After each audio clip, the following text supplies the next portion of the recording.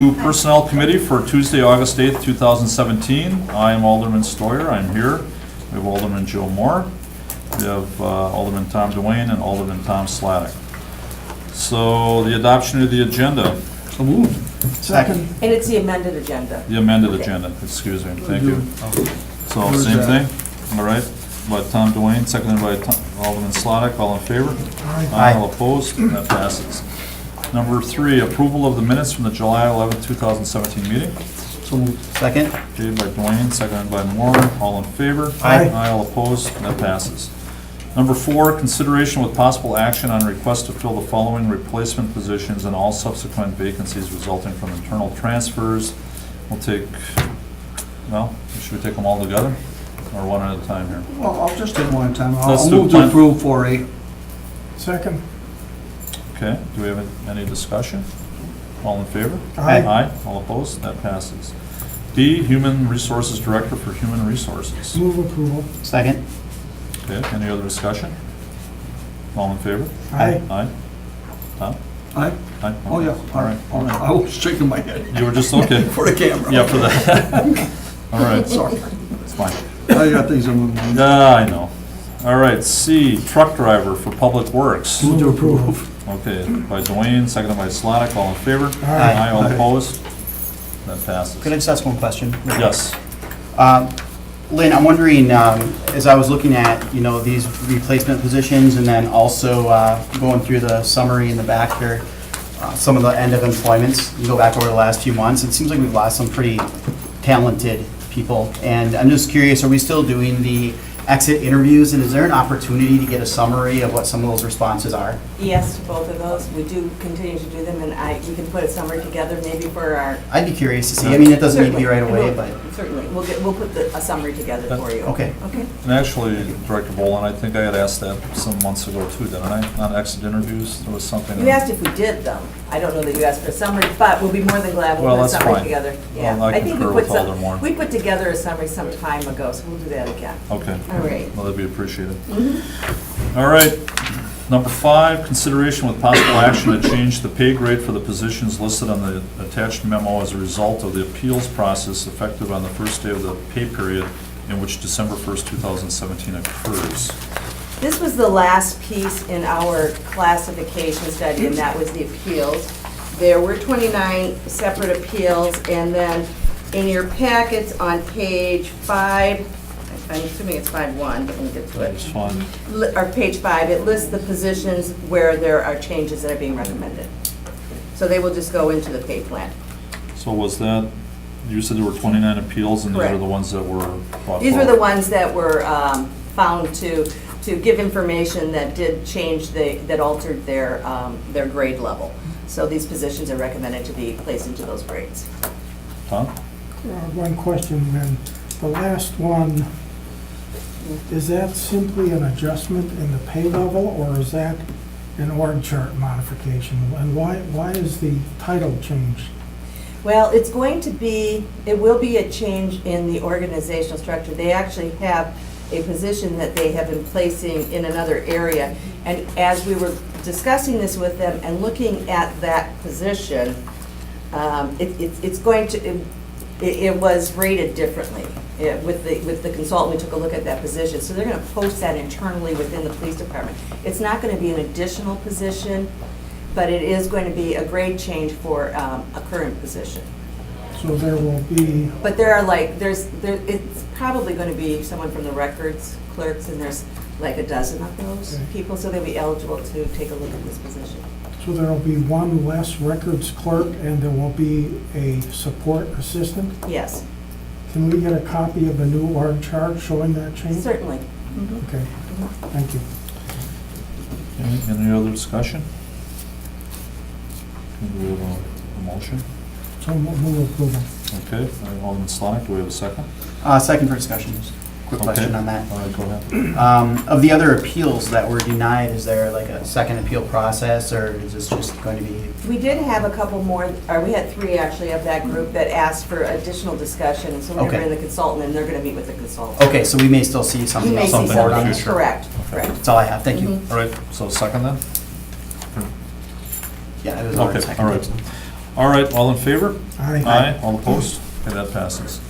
Number 6, request to approve the following wage agreements with a 2% general salary increase effective with the start of the pay period in which October 1st, 2017 occurs.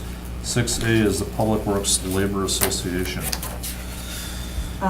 This really is almost a repeat of what we had, but we do meet with them annually under the current statute, Act 10. We do meet with them annually and establish their wages and, or negotiate over that. So they came in with a request for the 2% October 1, and they also are in agreement with the classification and the new pay plan. So I know that the Public Works Labor Association did approve the agreement. Okay. And it's really consistent with what you've been approving with the new pay plan. Parks and Forestry, I guess we'll wait till you get to that. Right. Okay. And Director Greener, you're satisfied with this as is? Okay. I have one question. Yes, Tom. I notice on page 6A-4, there's a couple of bullet points at the bottom. One of them says, an employee in pay grade F will receive an additional 40 cents per hour when serving as a laborer or truck driver on crack filling, crack router, or hot patch roller. What is the rationale for that? If you go back and take a look at 6A-3, about 2 years ago, we still had 10 different pay classifications, and we consolidated that down to 4. When those folks are working on hot materials, it's a 40 cent an hour hazard pay, if you will. The work you're doing requires you to be out in live traffic, working with hot materials. There's an extra level of discretion to the employee that historically has been compensated for. So if you look at 6A-3, a laborer base pay was at $23.24. That same laborer, while doing crack filling, crack routering, hot patch roller, went up to $23.58 as a base. I see. So what we did was, rather than having these multiple categories, we attempted to try to consolidate and reflect that the hot work carried a premium pay, much like night shift differential did. And rather than have all these different categories, when we went to the new pay plan, simply put, there's a bullet item for night shift differential and one for hot work differential. I understand. Thank you. You're welcome. It's to avoid out-of-class pay issues because it would be automatic then. Okay. Any other discussion? Maybe we have a motion? What are we, Or we gonna, let me look here. This will be. are we voting on A now, or? are we- 6A. Just on 6A. 6A. Make a motion to approve 6A. Second. Second. Any other discussion? All in favor? Aye. All opposed? Okay, that passes. 6B is Parks and Forestry Labor Association.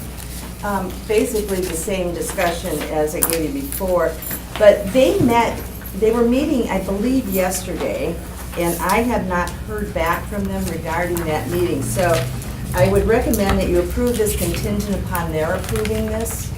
They may come back to me with something else. I tried to get a hold of their attorney today and left a message and was unable to. So I would just say that I would just recommend approving this contingent upon their approval. And I'm not sure if they have or have not approved it yet. Tom? What time did they meet yesterday? I'm not sure, but it's probably at the end of the workday. It was at the beginning of the work. Oh, it was at the beginning, so Okay, early well morning. then I'm pretty positive what's gonna, okay, we can approve this. Okay, all right. Motion to approve. Okay, Tom? Second with that contingency. Tom, you have some discussion? Yes, I have another question. I had discussion with them, so I know it's a positive, so. And this may be similar to the discussion I just had with Steve, but why is the premium for forestry lead worker being escalated? Because what we're seeing is where the 4 persons are coming in is higher than the 70 cents, okay? So, but we don't have a single forest person or lead person in forestry. And so we tried to look at what seemed to be an appropriate level because that job switches sometimes from day to day, week to week. So that's why it increased to the dollar, because if they were 4 persons on an ongoing basis, which we have in the park maintenance area, I think their increase is like $2 an hour over the others. So that's why we did that, was really to compensate for where the other 4 persons were being paid. Okay, that's fine. Thank you. Any other discussion? All in favor? Aye. All opposed? Passes. Do we need a first and a second on that? Do we have? I had Tom Tom? Delane and then Okay, Joe all right, Moore. all right, Or thank you. Alderman Moore. Alderman Delane. Okay. Number 7, consideration with possible action on requests for out-of-state travel. A, Officer Young to attend police motorcycle instructor recertification in Cookeville, Tennessee, October 4th to 6th, 2017, at an estimated cost of $543 for room, board, and Move to approve. transportation. Second. Okay, any other discussion? All in favor? Aye. All opposed? Aye. That passes. B, Captain Warwick to attend the International Association of Chiefs of Police, IACP, 2017 conference in Philadelphia, Pennsylvania, October 21 to 25, 2017, at an estimated cost of $993 for room, board, and transportation. Move to approve. Second. Okay, by Dwayne and seconded by Slotnick. All in favor? Aye. Aye, all opposed, that passes. Number 8, discussion regarding Benny prepaid benefits card for retirees. And this is really only a discussion. We're not asking, or we're not recommending or asking for any action tonight, because there's quite a bit of information that we just passed out to you. But I wanted to get this in front of you so that we could potentially bring it back to you at the next meeting, which will be my last meeting, and so I wanted to make sure that it was the last thing on my list. I'm looking for my Benny card. I don't know if I have a copy of it. I do. Okay. Do you have So- that on this? Did you guys- We have no. I handed out, I'm sorry, in each of your places should have Right here. been, Oh, there must be 2 somewhere else. Okay. No. I think that you, Okay. they would have seen some. Yeah. Okay, sorry about that. It's something that you can take a look at, but what we're contemplating doing, what we're working on is establishing a different way for the way that we manage our escrow accounts. Currently, what the escrow accounts are for is someone who retires, we take the cash value of their sick leave, and if they have vacation in there, and there's rules for how they can transfer some vacation, and so if they have that in there, then we take that and we give it a cash value, and it gets transferred over to their, into the account for escrows. That's still maintained by the city, okay? So the money is still with the city. What they can use that escrow account for is to pay for health insurance premiums and dental insurance premiums. And there are some rules surrounding that, but that's what the primary purpose, or that's the purpose of the escrow account. And they can only stay, and that is until, let's say, I guess they could use it after that too, but there are various ways in which they can use those dollars. Sometimes it gets frozen, sometimes it's unfrozen, depends upon what their status is. Now, they can buy the insurance from the city, or they can get insurance outside. If they get insurance outside, then what they need to do is they basically send back to the city either their bill, or sometimes they hold on to it for 2 or 3 months, whatever, and then we reimburse them out of their accounts until those accounts are depleted. If they're on the city's plan, then it happens a little bit more automatically, because we have the ability with UMR to do that automatically. Now, I was just going through, we actually have 252 retirees that have escrow accounts. Currently, 79 of them are active. That means we have 173 that have frozen, they are inactive accounts. They could become active at any point. And what that means is that when they left the city's employment, when they retired, they were eligible for all the retirement, because there are requirements for that, but they're not taking, or they're not using their escrow right now for health or dental insurance. They may be getting health or dental insurance through another employer. They may be getting it through a spouse.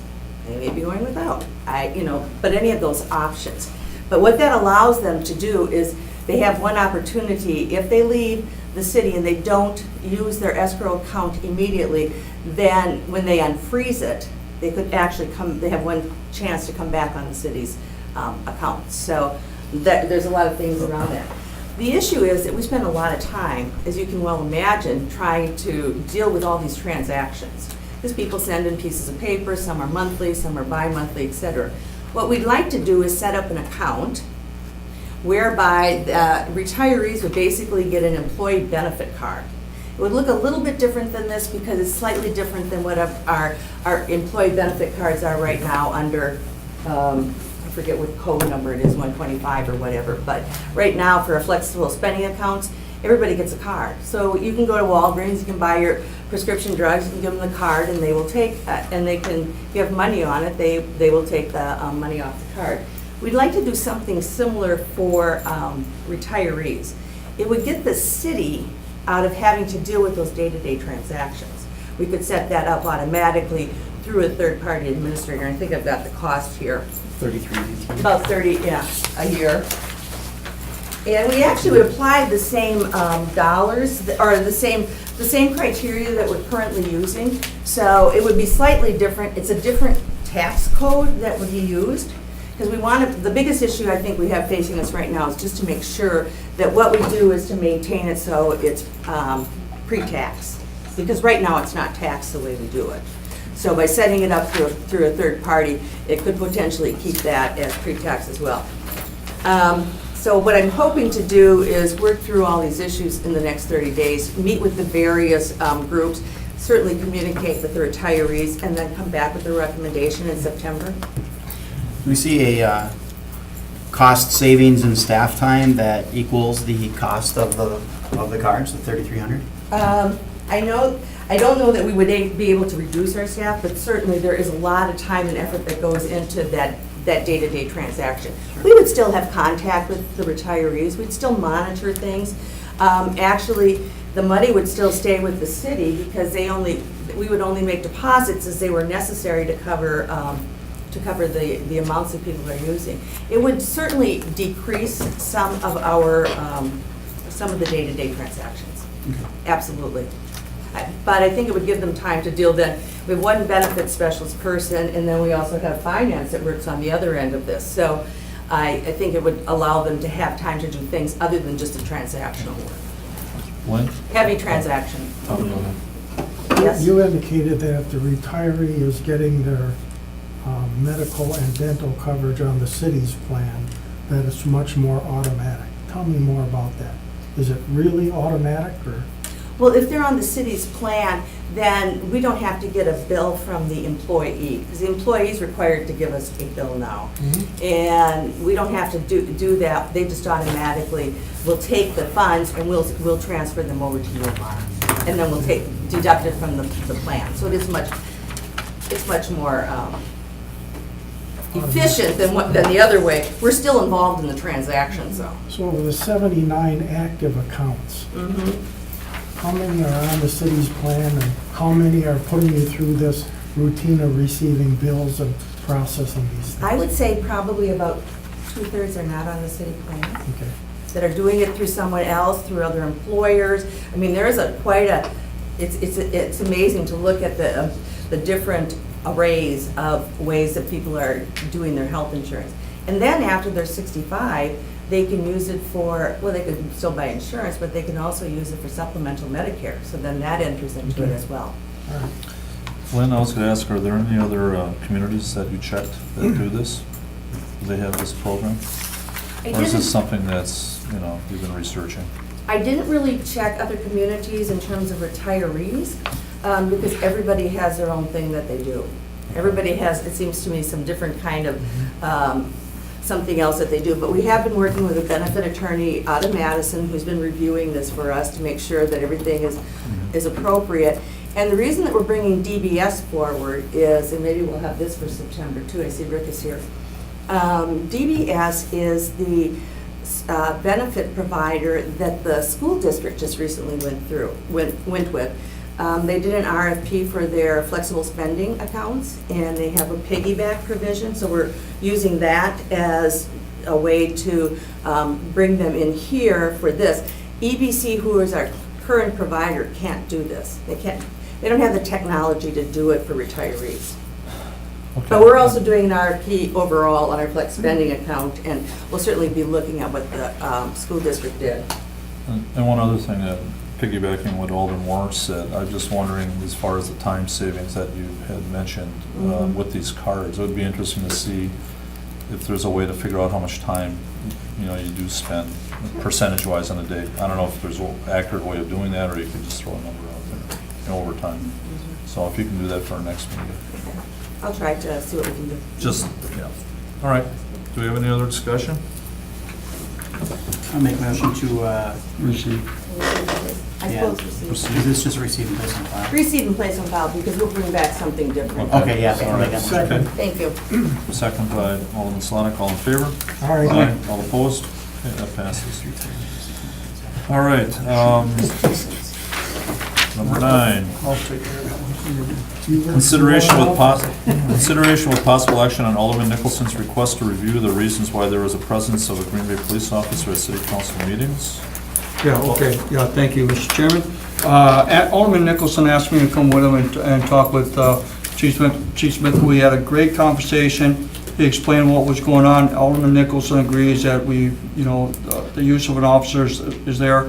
And they kind of came over agreement on different ways they were gonna work it. They'll sometimes, you'll see a captain in there, sometimes, someone else will come in. I don't know if the chief wants to explain more. But so there'll be more of a better use for it, and at times when we got the captains in there, he will have the guys on the street, but sometimes we need that presence from, so he's going to mix it up, work it together, and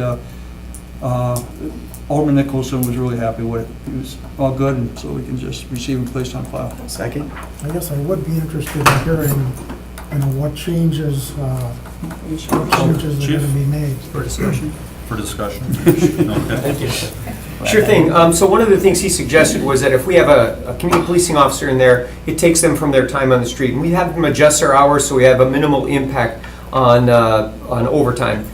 What we came up with a solution was I would try and rotate in the captains who are on salary, have them adjust their shift a little bit and have them in there as well. It'll probably be a good experience for them to come in and be a part of that as well, listen to what the community's concerns are. So we're going to rotate it between the staff officers that I have, the commanders, the captains, and then I'll substitute community policing officers when the captains aren't available.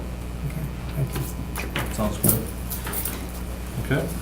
So, I just want to make another point. Also, under discussion, there was talk about when he sees it's a lighter agenda and nothing's going on, that the officers would be released earlier, when he knew there was, no need for them, so. okay.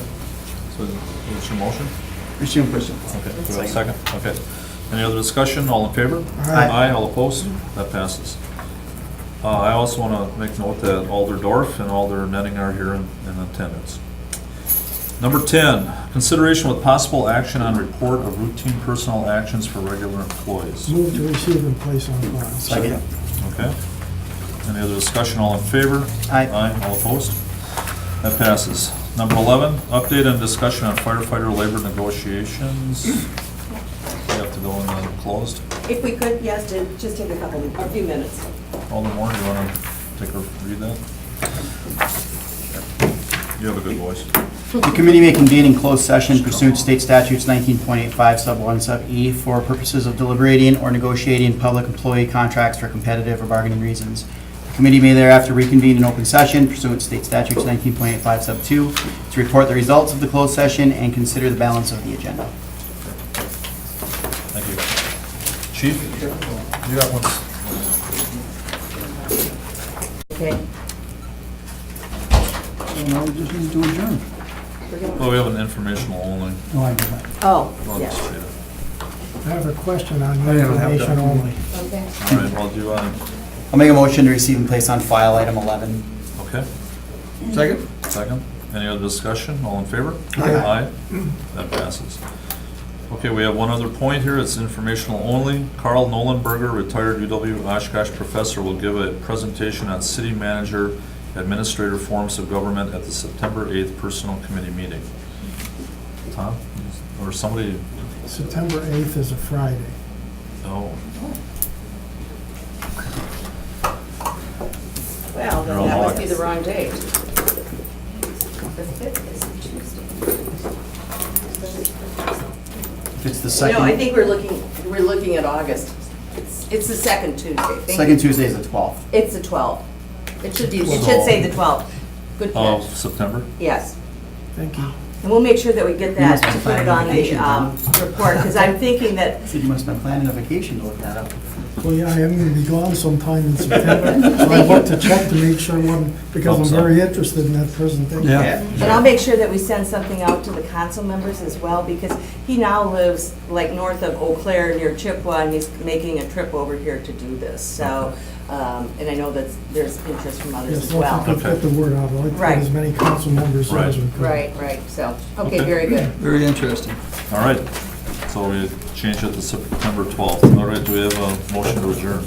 Motion to adjourn. Second. All in favor? Aye. All opposed? Thank you much. Thank you. Pass the torch. Pass the torch. I'm just gonna get a drink real quick and come back and start. I went to the meeting after you left. I'll turn this off.